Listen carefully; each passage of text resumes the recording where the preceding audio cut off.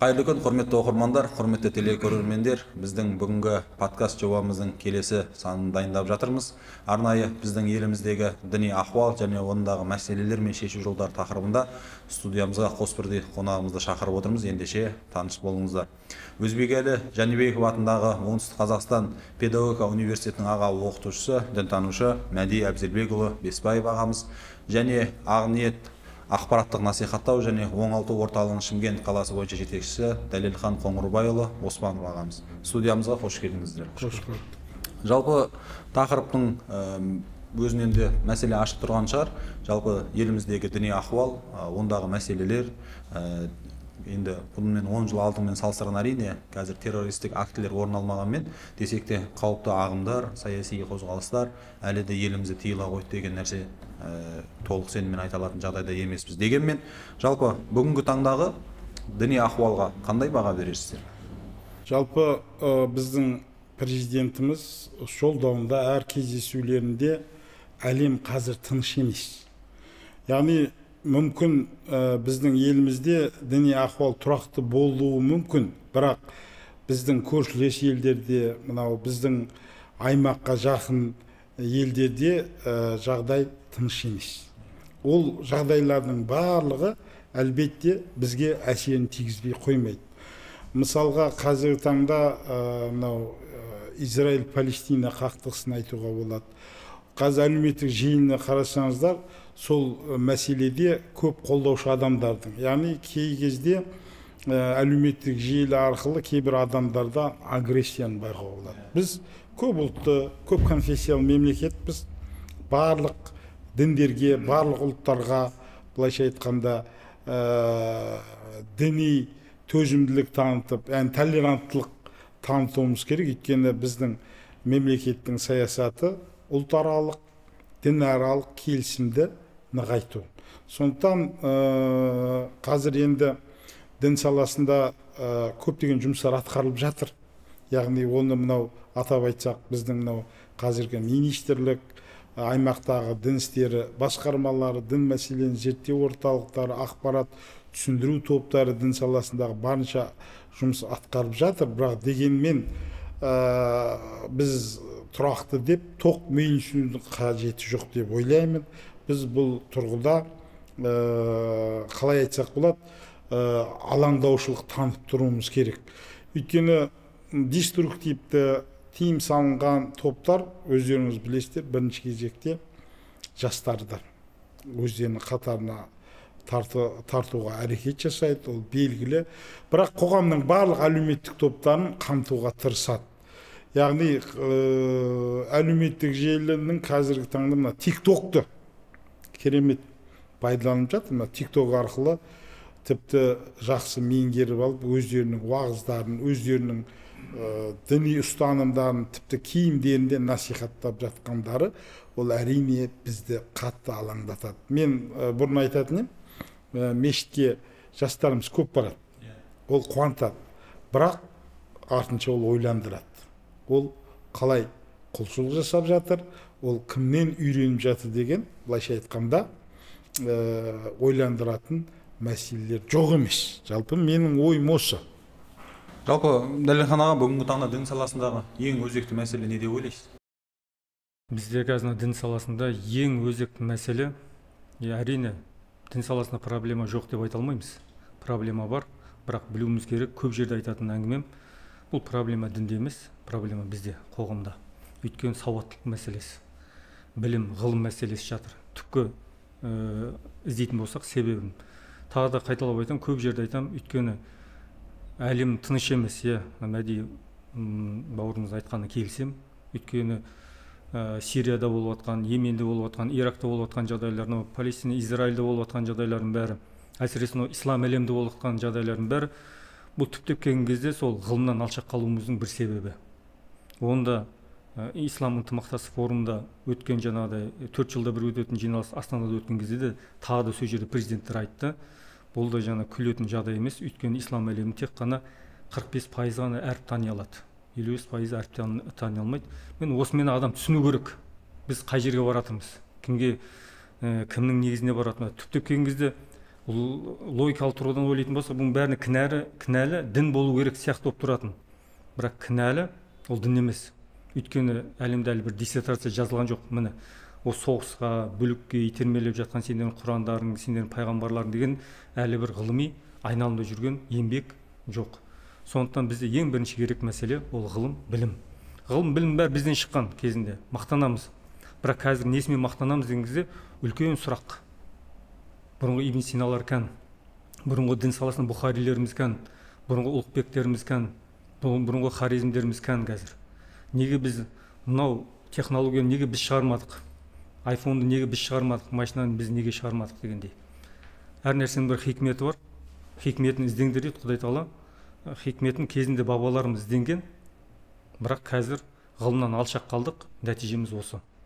Сондықтан дін саласында мәселен осымен түпкі себебі ғылым, білімсіздік, ғылымнан алшақтауымыз. Жарайды, жалпы енді бүгінгі таңда қоғамда ағымдар көп қой.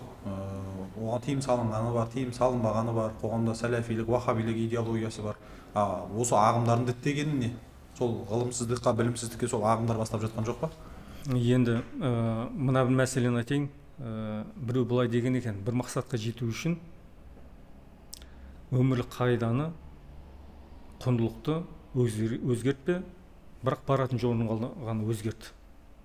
Бізде ол жеке адам ретінде де айтылған, бұл айтылған сөз. Қоғам, ел, мемлекет тұрғыдан да айтылған. Яғни біз жеке тұрғыдан айтатын болса, өзіміздің жаңа адалдығымыз, өтірік айтпауымыз, адамгершілігіміз, махаббатымыз, бұл өмірлік қағида. Бұны өзгерте алмаймыз бір мақсатқа жету үшін. Ал енді қоғамдық, ел, мемлекет тұрғыдан айтатын болсақ, бұл біздің тіліміз, бұл біздің мәдениетіміз, дініміз, ғылым, салт дәстүр, бәрі осының ішке ұлттық құндылық, идеология кетеді. Бұны біз өзгерте алмаймыз. Енді бұл жат ағымдарға қатысты. Әрине, бұл жат ағымдарға қатысты мәселеде осы біздің құндылық болып тұрған нәрсе, былайша айтқан кезде қысқартып айтатын болсақ, дін, ғылым және ұлттық идеология, осы үшеуі бір адам бойына көрініс табатын болса, мемлекет деңгейде осы іске асатын болса, ол адам оңайлықпенен экономикалық алаяқтардың, мошенниктардың арбауына түсе бермейді. Немесе қара саяси ойының құрбаны бола бермейді. Немесе жат ағымдардың жетегіне кете бермейтіндей сондай саналы адам пайда болады. Енді жат ағымдардың пайда болуы не? Ол бәріміз білеміз, 92 жылдар келген кезде бірінші біздің надандығымызды пайдаланды. Қазір енді айтамыз ғой, мысалы, Сарыәулие кезінде емдеді бәрін. 30 мың адам шақырып алып емдеді. Енді ол интервьюде ол кісіден сұрап жатыр, журналист. Қазір неғып бұрынғыдай емдемейсіз, қазір аурудың өршіген тұсы мына заман, неше түрлі аурулар шығып жатыр деген кезде айтқан жауабы, қазір қазақ надан емес. Қазір біз надан емеспіз. 10 жыл бұрынғыдан қарағанда, қазір біздің қазақ қоғамы бұл мәселеде ойланып қарайды. Мәди бауырымыз айтты, мешітке барады, храмға барсын, мешітке барсын. Бұрын қуанатынбыз, қазір уже ойландырады. Бұл қандай құлшылық жасап жатыр, кімдермен болып жатыр дегенде. Мақсат олардың жаңағыдай келуі. Бұл жерде мейлі ол вахабилік бола ма, таблиғ жамааты бола ма, хизбут тахрир бола ма, басқа да жаңағыдай діннің протестанттың ішіне тараған өкілдер бола ма. Яғни біздің осы мызғымас, мен айттым, құндылық. Осының біреуін бір мақсатқа жету үшін осының біреуін құрбандыққа шалу. Не тілімізді, не мәдениетімізді, не дінімізді, не ділімізді, не ұлттық құндылығымызды. Өйткені көріп отырмыз ғой, жаңағы мысалы протестанттың ішіне кіріп жатқандарда көріп отырмыз. Гимн айтпайды. Мемлекет туына деген құрмет жоқ. Неге бармайды, әскерге бармайды. Немесе жаңа вахабилікті айтып жатырмыз. Салт дәстүрімізді түбегейлі жоққа шығарады. Бәрі. Сондықтан осы мәселеде бұл топтардың әрекетін, пиғылын, ойын, бұл неге апаратын, шынымен қазақ қоғамы бір орға жықтыра ма, әлде бір жарыққа апара ма? Біз былай дейміз, негіз бізден жұмыс істеп жүрміз ғой. Кім болсын, о болсын, осы жат ағымдар дейміз ғой, ұстам жүрген кісілерге. Бірінші өзің ұстам жүрген жолының тарихын біл, көзін жеткіз. Содан кейін бар, бұл жол неге апарады? Соны былай көре біл дейміз. Жүрегің тыныш болсын. Оғанда ғылым керек, ізденіс керек. Егер сен көрсе қазір мені тыңдадым, білдім, осымен жүремін, осы маған керек дейтін болсаң, ары қарай өткен шақты, келер шақты алдыңғы неңді көре алмайтын болсаң, үлкен сенде сұрақ орға жылуы мүмкін. Көптеген адамдарымыз қазір сөйлесіп жатырмыз осы бағытта. Бәрі айналып келген кезде қазір мынау жат ағымдар, бірінен айтайын, сонымен сезімге қатты ықпал етіп жатыр. Адамның сезіммен ойнап жатыр қазір. Сондай заман. Өйткені бір жат ағым ретінде мен біреуге жаңағыдай көндіру үшін, мен пікірімді қабылдаткызу үшін сезіммен ойнайтын болсам, сезімге беріп қабылдайтын болса, маған тиімді болады. Қазір сондай заман. Өйткені көп жерде айтам, бұл бүкіл салада қолданады. Тіпті жаңағыдай рекламада көріп жүргеніміз, саудада да қолданады. 100 мың теңгелік тауарды 99.990 теңге деп жазылуының өзі де бекер емес. Оны көрген ақпарат сезімге беріледі, адам арзан сияқты болады. Барып аласың, бір ақылды қолданатын болсақ, сол 100 мың теңгені қолданады. Дін саласында да осындай методтар қолданылады. Сондықтан біздің жаңағыдай қоғам, ең көп жастарымыз осы бағытта, осы сезімге берілу арқылы алданып жатқаны байқалады. Бірақ дінде қабылдау үшін дінді сезіммен қабылда дейтін онда қағида жоқ. Бәріміз білеміз. Дін ақыл, ары кетсе метафизика әлемі, ол сенім кіреді. Осы жерге мен қосып өтсем, жалпы мен жоғарғы оқу орындарында тарих және дінтану мамандығына сабақ беремін. Сонда діннің анықтамасын сұраймын. Барлық айтады, бірақ айтамын соңында. Дін бұл ақыл иелеріне жіберілген. Ал енді бағанағы жат ағымдар ол адамды шектейді. Мынау дұрыс емес, шектеп, нәтижесінде бұл жат ағымдарға саналы азаматтарды басқарудан гөрі мынау мәңгүрт шектеп тастаған адамдарды басқару оңай. Саналы азамат, мысалы қарапайым, өздігінен өзгенің жанын қимайды. Әбден шектеп, соған дайындайды. Ал бұл топтардың, ол христиандық болсын, ол исламдық болсын, ұстанымда мемлекет, отан, дәстүр, ұлт деген, тіпті отбасы деген құндылықтар кездеспейді. Бұлар әлбетте бұл сезім, эмоцияны пайдаланады. Сондықтан дінге сезіммен емес, дінге сеніммен бару керек. Сонда мен өзім осы 10 жыл дін саласында жүрмін ғой енді былай. Дін саласында жүрмін, сол кезде бір сөз өзімнен шығып отырды. Әсіре діншілдікте, дінсіздікте ол адамзатты құрдымға апарады. Яғни қазір таңда былай қарасаңыз, бізді құрдымға апарып жарға жығып атқан сол эмоциямен берілгендіктен. Енді бұл жат ағымдарды мен бір сауатсыз адамдар деп айта алмаймын. Өз форматындағы білімді адамдар. Өз форматында өте білімді адамдар. Сондықтан бұл жай топтар емес, бұлар мықты психолог, мықты оратор, мықты заңгер, мына психологияны жақсы зерттеген, адамға не керек, адамдық. Жалпы бұл сұрақты бастамас бұрын біз дәстүрлі діндер не үшін пайда болды? Яғни дәстүрлі діндер, дәстүрлі емес діндер не үшін пайда? Дәстүрлі діндер өзінің сенушілеріне дер кезінде дұрыс ақпараттарды бере алмағандықтан. Яғни олар сол дәстүрлі дін өкілдерінен сол мәселені таппай, сол дәстүрлі емес діндердің ағымдарынан, өкілдерінен жауап тапқаннан кейін осы дәстүрлі емес ағымдар белсенділігін артып кетті. Ол жерге жұмыссыздық, ажырасу, қымбатшылық, осының барлығы осы себебін тигізді. Мысалға дін саласында істеген кезде көбінесе өзге ағымдарға кетіп қалғандардың дені толыққанды отбасынан шықпаған азаматтардың балдары.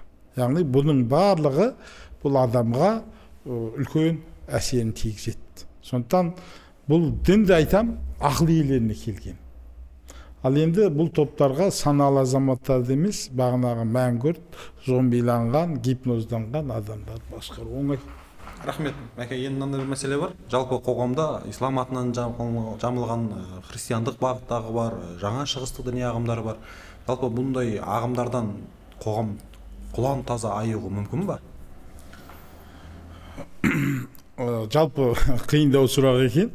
Жалпы мына айтып отырсыз, жаңа шығыстық, жаңа батыстық ағымдар, ислам атын жамылған топтар. Бірінші кезекте біз осы заң нормаларымен дұрыс реттей алсақ, өкілетті органдар сол христиандық, исламдық діни бірлестіктермен дұрыс жұмыс жасай алатын болса, және құқықтық тұрғыда жұмыс жасай алатын болса, ең болмағанда олардың үгіт насихат жұмыстарын алдын ала тыюға болады. Бірақ мына діни қызмет және діни бірлестіктер туралы заңда онсыз да көрсетілген. Яғни кез келген діни бірлестік өзінің діни жоралғысын, уағыз насихат құлшылығын өзінің белгіленген аймағында жасау міндетті. Яғни қоғамдық орындарда ол дұрыс емес. Сол заңдарды, сол нормаларды дұрыс реттеп жүзеге асырсақ, ол да үлкен септігін тигізеді. Енді басында біз мынау дінтану, қазір жайырлық дінтану негіздердегі пәнді енгізді. О факультатив сабақ ретінде 36-34 сағат, жылына. Онда да факультатив. Ол жердегі мақсат не болды? Жас жеткіншекке діннің қайсы дәстүрлі, қайсы дәстүрлі емес, діннің тарихы. Біз тек ол пәнде де тек діннің тарихын өткізеді. Енді бұл бағдарламаға дәстүрлі емес ағымдарды да, яғни терроризмне, сондай қазір актуалды тақырыптарды енгізсек, сол туралы ақпарат берсек, ең болмағанда бұл пәнді кәдімгі негізгі пәндердің қатарына қоссақ та, кішкене шешімін табар еді деп ойлаймын. Ал енді қазір сол топтардың іс-әрекетін қарап отырып, ойланасың. Мысалға, мен кейде айтам, мешітте сол дәстүрлі емес діни ағым өкілдері мешітте әдеп сақтамаған адам, ертең ол қоғамда да әдебін сақтамайды. Ал енді бағанағы христиан бағытындағы ағымдар өздерінің үгіт насихаттарын белсен, бұрын орыс тілді аудитория көп болатын болса, қазір өкінішке орай қазақ тілді аудитория басым. Жасыратын жоқ, мына Шымкент қаласында Төреқұлов көшесінде Иегова куәгерлерінің патшалық сарайы бар. Мынау сенбі күні, жексенбі күні адамдар топырлап, әдемі киіммен, оның өзі де реклама, жарнама. Яғни бұл адамдар қайда кетіп бара жатыр деген мәселе. Сондықтан бұл жерде мен ойлаймын, ұрпақ тәрбиесіне үлкен мән беру керек. Неге? Мен үнемі айтам, ата-анасын тыңдамаған бала, ол мұғалімді де, имамды да, ол полицияны немесе дәкең сияқты теологты да тыңдамайды. Сондықтан біз тәрбиені ұрпақ тәрбиесінен бастауымыз керек сияқты, бала тәрбиесінен. Негізі мәди осыған қосатын дүние. Түптік келген кезде бұл не істеуіміз керек дедіңіз ғой енді. Енді бір жаңа заң мәселесін айтты, ол да керек. Ұрпақ тәрбиесін айтты, ол да маңызды нелердің біреуі. Бірақ бізден кемші бір дүниеміз бар. Осын көтермейінше қиындау болады. Бұл да ұлттық идеология, құндылық. Кішкентайдан бастап, міне ұлттық тәрбиені, ұлттық құндылықтарымызды кішкентайдан бастап беру. Қазір мынандай заманда, қазір әлемде болып жатқан заманда осыны қолға алмайтын болсақ, бұл адам жаңа алдында айтып кеткенде адам бойында дін бар, ғылым бар, білім бар. Бірақ ұлттық идеология осы болмайтын болса, көп нәрсеге төтеп бере алмайды. Яғни ұлттық идеология отбасынан басталады десеңізші. Иә, осы тәрбиені отбасынан, одан кейін мектептерде де осы мәселені қолға алу керек. Мен көп жерде айтамын, яғни қысқа бұл жерде мына туды көрген кезде тек қана тудың сыртын ғана көру емес, 3D форматына ауысып, өзің ауылыңды, үйіңді көретіндей жағдайға жеткізуіміз керек. Осы. Рахмет. Енді әке, сізге бір сұрақ. Мәселе қазір мен жаңа жалпы ағымдарға толық тосқауыл қоя аламыз ба деген мәселе көтерілді ғой. Енді қазіргі қоғамда өзекті болып тұрған, өртеніп тұрған мәселе десек болатын шығар. Ислам жамағаты үшін тәңіршілдік идеологиясының ортаға шығуы және олардың әлеуметтік желі арқылы мұсылмандардың ар-намысына тиетін дүниелерді көптеп таратуы. Жалпы тәңіршілдікті өзіңіз дін деп санайсыз ба? Және оның қалай алдын алуға болады? Енді біз ғылым саласында жүрміз ғой. Ғылым саласында, дін саласында да біршама жылдар жүрміз. Бір дінді қазір қандай да бір ғылыми бір әлмен бір кітап көрген жоқпын. Немесе міне тәңіршілік деген бір дін бар. Міне біз оқыдық қой өзімізде. Мәди бауырымызда сіз өзіңіз оқыңыз. Діннің қалай дін болу үшін оның шарттары бар. Шарттарына қарай жаңа білетін едік бізде. Тәңір қандай дін ол, қандай қасиетті кітабы бар, оның пайғамбары бар ма, жоқ па дегендей. Өз шарттары бар. Осы шарттарға сәйкес ғылыми айналымда тағы да осыған қатысты еңбектер бар ма? Немесе осы тәңіршілдікке қатысты белгілі бір мектепті, мысалы біздің түсінігімізде медресені бітірген, жоғары оқу орнын оқыған, PhD доктор болған, доцент болған, профессор болған, міне мынандай бізде тәңіршілік деген дін бар, оның негіздемесі мынау ұмыт қалып жатқан деген ондай бір көріністі, ондай бір ғылыми айналымда болған еңбекті, немесе діннің шарттарында болған, міне біздің қасиетті жазбамыз мынау, пайғамбарымыз мынау, мынаған біз иман етеміз, мынандай дүниелеріміз бар, иманның шарты дегендей, және діннің шарты дегендей, ондай шарттарды әлі көре алған жоқпыз. Яғни қазір тәңіршілдік деп осы атауменен біз 1200 жылдық тарихымызды тағы да жоққа шығара алмаймыз. Яғни, біздің ата-бабаларымыз ислам дінін қабылдады. Қабылдағаннан кейін мұсылманбыз деген неміз, оның көріністері бәрі тарихта белгілі. Қазбалар ашылып жатыр, бұрынғы жаңағыдай жазбалар көріп жатырмыз. Одан кейінгі қаншама хандарымыз өткен, қаншама ғалымдарымыз өткен, Мәуәрун Нәһр дейтін Орта Азияны қаншама ғалымдарымыз шыққан. Біз марқұм үлкен ғалым Әбсәттір Дербісәл Қажы осыған қатысты қандай еңбек жазды. Қаншама Әл-Фарабилеріміз бар, қаншама Бұхарилеріміз бар, қаншама хакімдеріміз бар, қаншама тәпсір, қаншама ғылым саласының ғалымдар бар, міне осы Орта Азияда жатыр. Ол бірнешеуін ғана шығара білді. Әлі ол да толық зерттелген жоқ. Осының бәрін зерттейтін болсақ, біздің кім екенімізді, жалпы қай діннің өкілі екенімізді, біз қазақ кімбіз, кімдер болған анықтауға болады. Сондықтан бұл тәңіршілдік бұл негізсіз жасалған бастама деп ойлаймын. Негіздемес жоқ. Мен енді осы жерге қосып өтейін.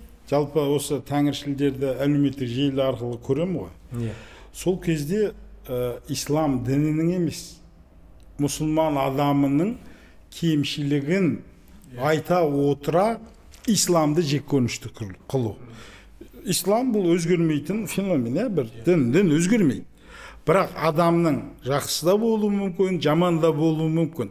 Бұлар сол мұсылманның кемшілігін көрсету арқылы, оны баса шыжғыртып көрсету арқылы ислам жеккөрінішті қылып жатыр. Оны ислам жасап жатқан жоқ. Оны адамдар жасап жатыр. Оны өзіміздің ұлттың адамдар, мысалға көк тәңірі сенімі исламға дейін болды.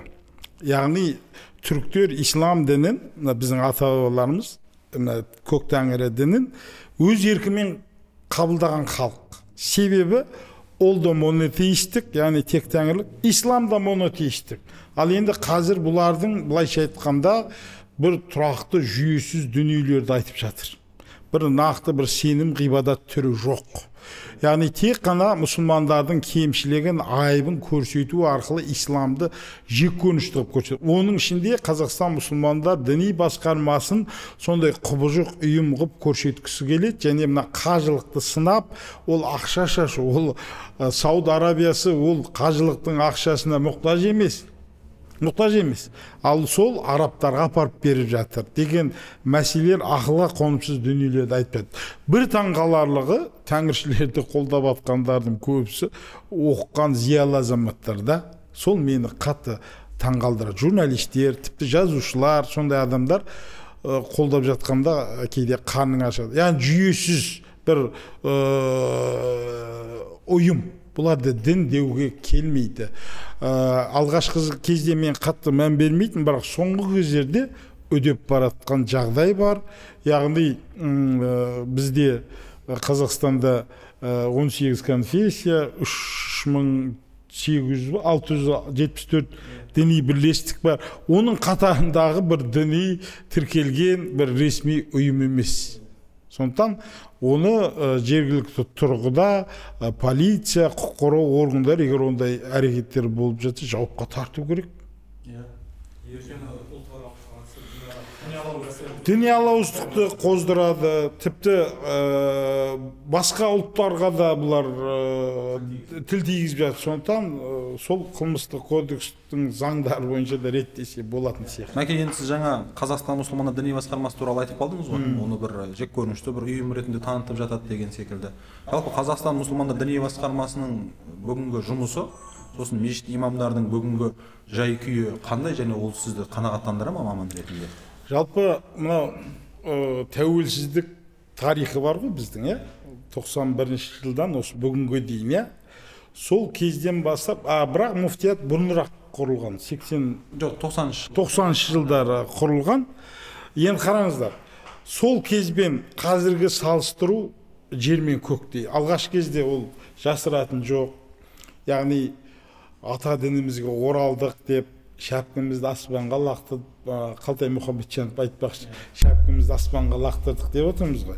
Болды, бірақ нәтижесінде бізде маман болған жоқ. 70 жыл бойы атеистік идеологияда жүрген халық. Бірақ біздің мұсылман болып қалуымыздың бірден бір себебі не? Ол біздің қазақтығымыз. Яғни қазақтың бүкіл дәстүрі ислам дінімен сабақтасқан, сол дәстүрді ұстана отырып біз мұсылмандығымызды ұмытқан жоқпыз. Енді алғаш кезде жасыратын жоқ, Қазақстан мұсылмандар діни басқармасында маман жетіспеді, мешіт болмады, олар қайдан білім алады деген мәселелер мүлдем қиын болды. Сөйтіп алғашқы шетелге жіберді де нәтижесінде басқа идеологияны сіңіріп, керісінше басқа ағымдардың пайда болуына септігін тигізді. Қазір Құдайға шүкір, қазіргі таңда бізде білікті, дұрыс уағыз айта алатын имамдар, ғылыми дәрежесі бар имамдар корпусы қалыптасты. Яғни діни білім алу мәселесі де толығымен шешілді. Яғни 9 медресе колледжіміз бар. Қазақстан мұсылмандар діни басқармасына қарасты имамдардың білім жетілдіру институты бар, Нұр Мүбарак Ислам Египет мәдениет университеті бар, және мынау Лев Гумилев атындағы Евразия ұлттық университетінде, Әл-Фараби атындағы ұлттық университетінде, Қожа Ахмет Яссауи атындағы халықаралық қазақ-түрік университетінде, Букетов атындағы Қарағанды мемлекеттік университетінде қазір дін саласында дайындайтын мамандықтар бар. Тек қана бакалавриат емес, магистратура, оның ішінде докторантура. Яғни қазіргі таңда діни білім алу қажеттілігі жоқ. Қазіргі таңда имамдар корпусы дұрыс қалыптасып жатыр. Қазіргі таңда тіпті мынау, мен бір өзім себепкер болдым, пандемияда, бұл қоғамдық ұйым болса да, пандемияда көптеген жағдай жоқ адамдарға көмектесті. Әлде де, яғни қайырымдылық істерін ұйымдастырушылардың бірі де осы Қазақстан мұсылмандар діни басқармасы болып жатыр. Қазір уағыз айту мәселесі жүйеленді, орталықтандырылды. Яғни олардың білімін жетілдіру мәселесі де қолға алды. Бірақ дегенмен де біз бұрын дін мәселелерін зерттеу орталығында жұмыс жасағанда біз мониторинг жүргіздік. Имамдардың білім деңгейі қандай, жоғарғы білімдісі қанша, орта білімдісі қанша, курс бітіргені қанша, немесе басқа мамандық бітіргендері қанша деп мониторинг жасағанбыз. Қазір сол мониторингпен, сол кездегі мониторингпен қазіргі мониторингтерді салыстырсаңыздар дұрыс. Яғни кішкене қанағаттандырады, өзгеріс бар. Бірақ онымен де тоқтап қалмау керек. Сосын енді бұл жерде тағы бір мәселе бар да, көбінесе бұрын бізде имамдыққа үлкен кісілер бар еді. Қазір жастар сол алған білімін сол жамағатқа тықпалағысы келеді. Сол мәселе бар да, кішкене жастарды, жас имамдарды тәрбиелеу керек. Біліммен тәжірибе ұштаспай жатқан жағдайлар бар да, сонда жамағаттың арасында да не болмайды? Резонанс болмайды. Білімді, білікті жастар өте көп. Мен қуантады, докторантура бітірген, магистратура оқып кеткен, тіпті мына Түркияда Хасеки академиясы бар. Хасекиді бітіргендер, тіпті олардың араб тілін еркін меңгергендер де мен қуантады. Бірақ мен бір ойландыратын, сол діни білім мен зайырлы білімді ұштастырса, аудиторияның барлығы осы кісілерде болады деп ойлайтын. Әлде де қазір таңда бізде мықты уағызшылар бар ғой, мысалға Арман Қуанышбаев, Ризабек Батталу, Қабылбек Нұрсұлтан деген жігіттер шығып жатыр. Халық қазір жұлдыздардан гөрі оларды жақсы таниды. Ол да осы муфтияттың бір жетістігі, олар жемісі, муфтияттың ішінен шыққандар. Енді осылай жалғаса берсе, муфтият осы мұсылмандардың бәрін өзінің соңында ерте алады деген сенімде. Топтастыра алады. Жарайды, Мәкен, сіз уағызшылар туралы айтып қалдыңыз ғой. Жалпы қазір уағызшылар жақсы, әрине, бірақ дегенмен мына кеше шеше сөзін бөліп жарғандар болды. Қожа Ахмет Яссауиге барып түнеп әйелін Қожа Ахмет Яссауиден бала көтерді деп өкінішке орай кішкене таяздықпен әңгіме айтып жүрген азаматтар болды. Жалпы арнайы мына уағызшыларға концептуалды құжат қажет па? Мүмкін маман ретінде сізді қанағаттандырмайтын, жетіспейтін тұстары бар ма мәселе? Сол уағызшылар. Бұл мәселеде қазір әлеуметтік желіде көріп жүрміз ғой. Талқыланып жатыр, айтып жатыр. Бұл да сол муфтияттың құрамындағы имамдар, ғалымдар. Әрине, айттым ғой, бұл ғылым мәселесі. Бір мәселені айту үшін бір ғылыми негіздеме беру керексің. Адамның бәрі періште емес, идеал адам жоқ, қателесеміз, пендеміз. Дегенмен де осы муфтияттың құрамында жүрген кісілер, имамдарымыз, ғалымдарымыз бір мәселеде дұрыс өздерінің жаңағыда ғылыми кеңестері бар, талқыланатын орындары бар. Осы мәселеде бір жаңалық таптан болады ол ғылымымыздан шеше деген бір сөз табу мүмкін. Өзің жаңа мәліметіне қарай шеше деген сөздің мағынасы осы болуы мүмкін деген тұжырым жасау мүмкін, бірақ осындай мәселелерді көпшіліктің алдына шықпай тұрып талқылану керек. Өз араларында. Қаншалықты бұл сай? Шынымен бұл осындай мағына бере ме, бермей ме? Ана мен шешенің арасында айырмашылығы бар ма? Филологтар шақырсын, мысалы, қарасын, көрсін, тексеретін, өйткені біз ғылымда айтып отырмыз қазір. Муфтиятты Мәди бауырымыз айтты, қазір белгілі бір деңгейге дейін жетті. Бұрынғы 10 жыл, 15 жыл бұрынғы қазір имамдарымыз емес, полицияда жұмыс істеп имам болған, немесе пенсияға шығып келіп имам болған, ондай деңгейден өттік, біз ондай дәуірден өттік. Сондықтан осындай мәселелерді өзара ақылдасып, талдап, бұны ғылыми негіздемесін көріп, одан кейін көпшілікке шығу ең дұрысы. Бұл жердегі басты мәселе зайырлы білім мен діни білімді ұштастыру керек. Олар діни білімді жақсы біледі. Тарихтан білмеуі мүмкін. Немесе кейбір мәселе, мысалға мен дінтанушы, мен тарихты жетік білем деп айта алмаймын. Бірақ мен өз саламда тарихқа бет бұрмаймын. Мысалға да экономиканы сөйлемеймін, немесе құқықты айтпаймын. Яғни сол сияқты ұштастыра білсе, мысалы кезінде бізде тарихшыларды шақырып отырдық, дінтанушылар шақырып, сол кезде сол тарихшылар, сол бір дінтанушылардың сол кәдімгі ортада кемшілігін түзеп, ол кісіде мойындап, яғни жағдайлар болған. Сондықтан зайырлы білім екеуін ұштастыра білу керек. Сіздің айтқаныңызды айтып жатырмын, яғни имамдар да біледі, ол имамдардың бәрі сауатсыз емес қой қазір. Белгілі бір ғылыми несі бар. Фасәлу ахля зикр деген аят бар. Білмесеңдер білім иелерінен сұраңдар. Біздің имам ғалымдарымыз да айтады қазір, көпшілік әлеуметтік желіде. Дін атынан сөйлемеңдер дейді басқа біреу. Діннің мамандары бар. Енді сол дін мамандарды сұрау керек. Мысалы, міне осы шешең сұрасын, сол әдеби жазушылардың, ақындардың ғылыми айналымда осындай сөз бар ма? Біз білеміз, сол мен осыған келтіріп жатырмын. Тек қана бір мәселені жаңа сен білгенмен ғана шектелме. Бірінші осын жаңағыдай сол саланың мамандарынан ақылдасып айтып отырмын, шақырт, көр, бұл ғылыми негіздемесі бар ма, жоқ па, осыны анықтап, одан кейін барып шешім қабылдаған дұрыс. Құран кәрімде аят бар ғой, бір істің анық-қанығына бар үкім шығарма дейді. Бұл бұйрық. Біреу хабар келді ма, бір хабар алдым, бірақ осының қаншалықты рас, өтірік тексер дейді. Бұл имамдар білмейді емес, ғалымдарымыз біледі. Сол үшін тексеру қажет. Сосын бұл жерде тағы бір мәселе бар да, енді әлеуметтік желіде көбінесе енді біз білмейміз, ол айтқан уағызшы қай мағынада айтты. Ол бір ниеті дұрыс болған шығар. Бірақ қазір білесіздер, әлеуметтік желіде әртүрлі блогерлер бар, немесе жаңалық ашқыштар, сол моментін алып, монтаждап, кері қарай жасауы да мүмкін. Оның ниеті дұрыс болуы мүмкін, ол уағызшының. Бірақ сол ниетін, немесе сол жерін монтаждап, қырқып, басқаша көрсету мәселесі де қазір белең алып бар. Ол тек дін адамдарын емес, қазір саясаткерлерді де солай.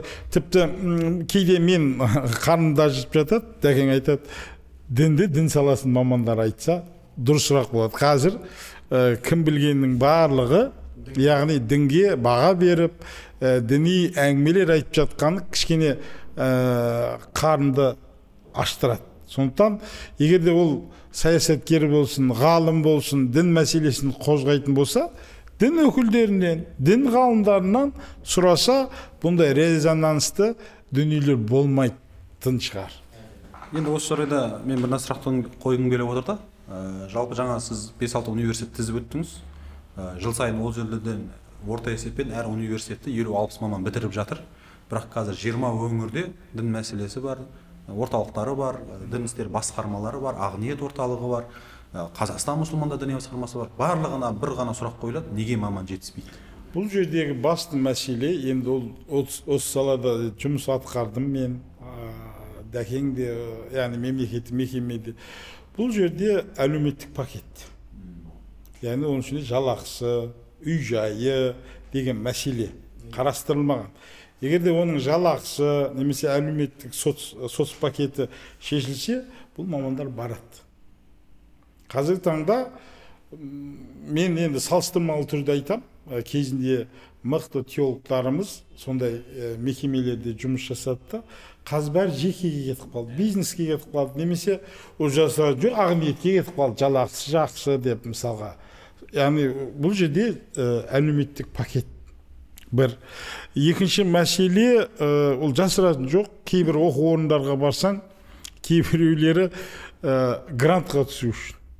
Яғни кәсіби бағдар дұрыс болмаған адамдар. Яғни ол мамандыққа арнайы бармай түскендерде жеткілікті, кейін оны бітіріп, басқа мамандық бітіріп, қазір ұстаздық жасап жатқан, мұғалімдік жасап жатқан қаншама адамдар бар. Яғни бұл жерде бірінші кезекте кәсіби бағдар дұрыс жүргізу керек.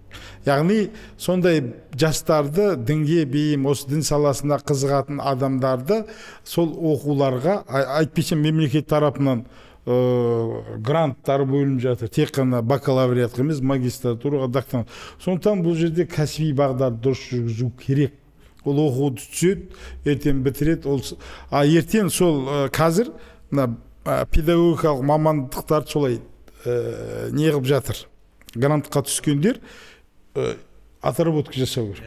Сол сияқты ертең сол мамандық таңдап барған жастарға да ертең дін саласында ең болмағанда 3 жылда сен осы қызмет атқару керексің деген талап қою керек. Өйткені мемлекет ақша бөліп жатыр ғой. Сол нәрсені жасаса, айлық мәселесін шешсе, бұл мәселе шешімін табады. Дұрыс.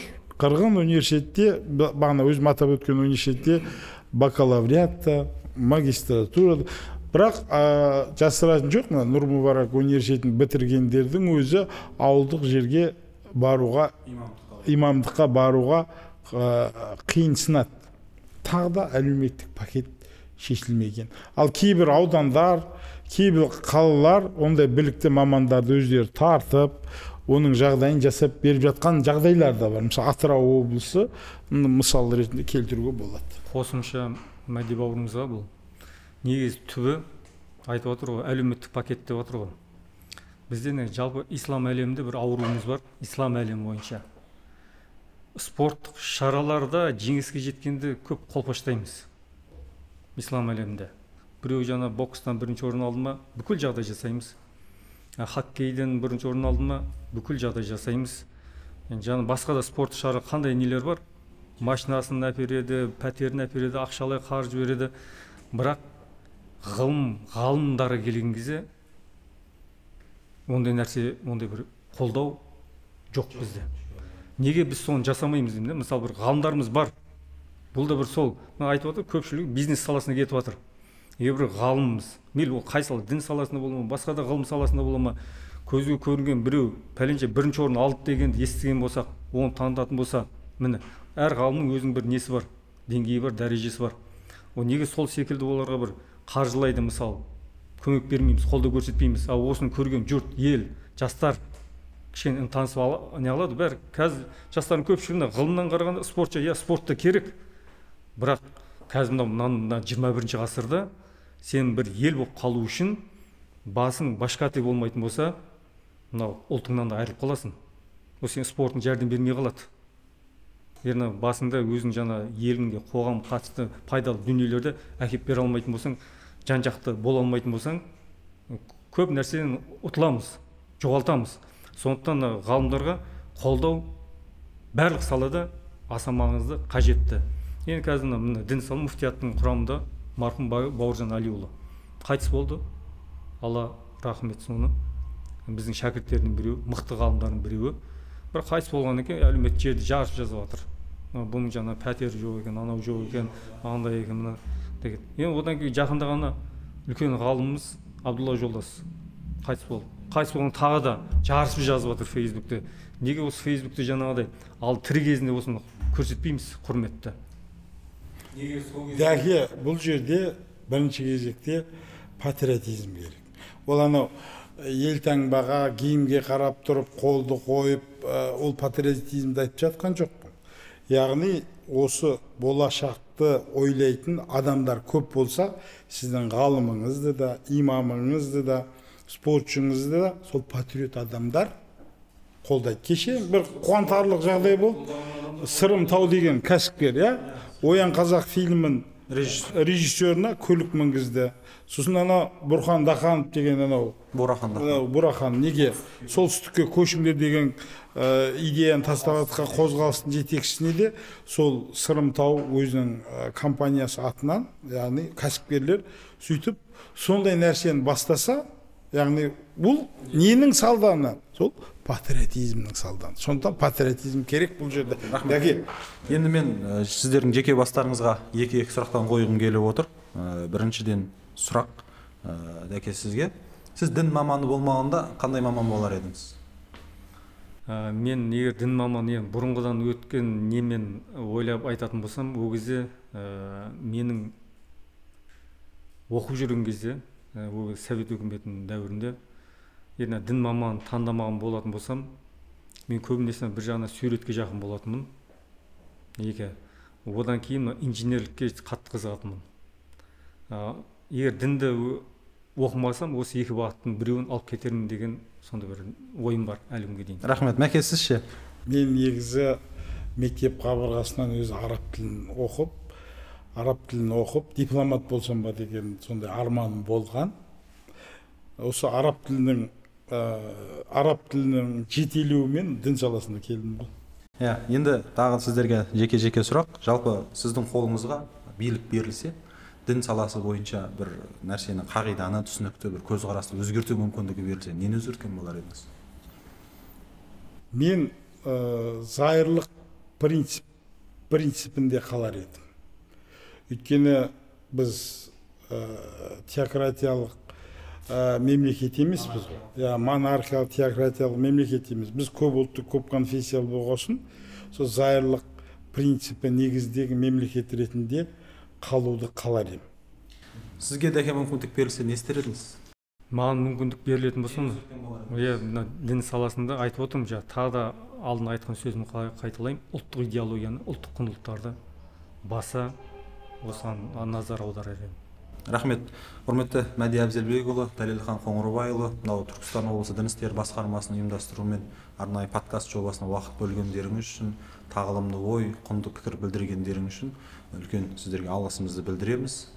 Сіздердің подкаст жобаларыңыз, сұхбаттарыңыз, айтқан баянды ойларыңыз көпшілікке, тыңдарманға, оқырманға пайдалы дүние болады деген ойдамын. Үлкен рахмет сіздерге.